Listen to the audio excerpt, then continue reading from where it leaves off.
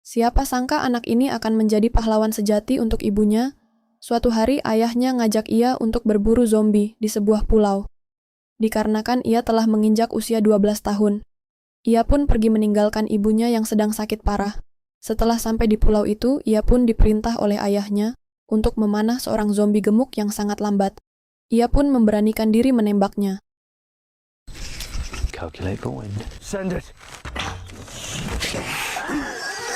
Tak lama kemudian, ia dan ayahnya bertemu zombie yang berlari sangat kencang.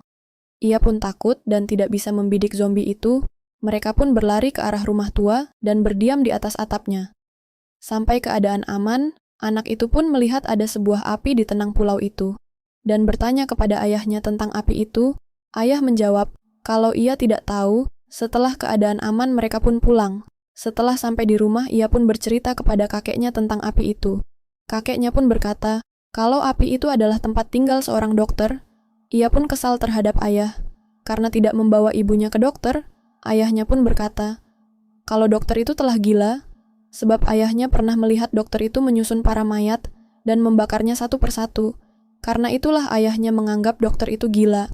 Namun tekad anak ini tetap bulat, yaitu ingin ibunya sembuh. Ia pun menyusun rencana agar ia bisa keluar gerbang dan membawa ibunya ke dokter.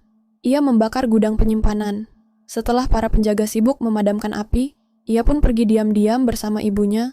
Di tengah jalan ia bertemu dengan zombie-zombie. Ia pun sekuat tenaga melawan zombie itu, hingga akhirnya ia terjebak di sebuah pom bensin tua dan ditolong oleh seorang tentara yang temannya telah dibunuh oleh para zombie. Ia pun melakukan perjalanan bersama.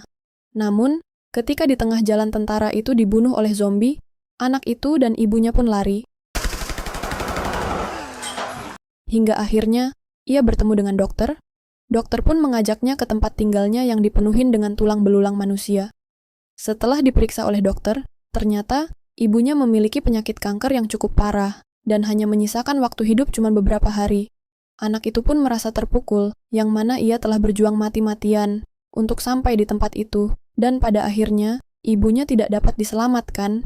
Sang dokter pun membius anak itu dengan obat penenang. Kemudian dokter membawa ibu anak itu untuk diantar kepada sang penguasa. Setelah jasadnya dibakar, dokter memerintah anak itu untuk meletakkan tengkorak ibunya di tempat terbaik. Anak itu pun naik ke tumpukan tengkorak dan meletakkan tengkorak ibunya di tempat paling atas, tepatnya menatap matahari terbit. Dan film pun selesai.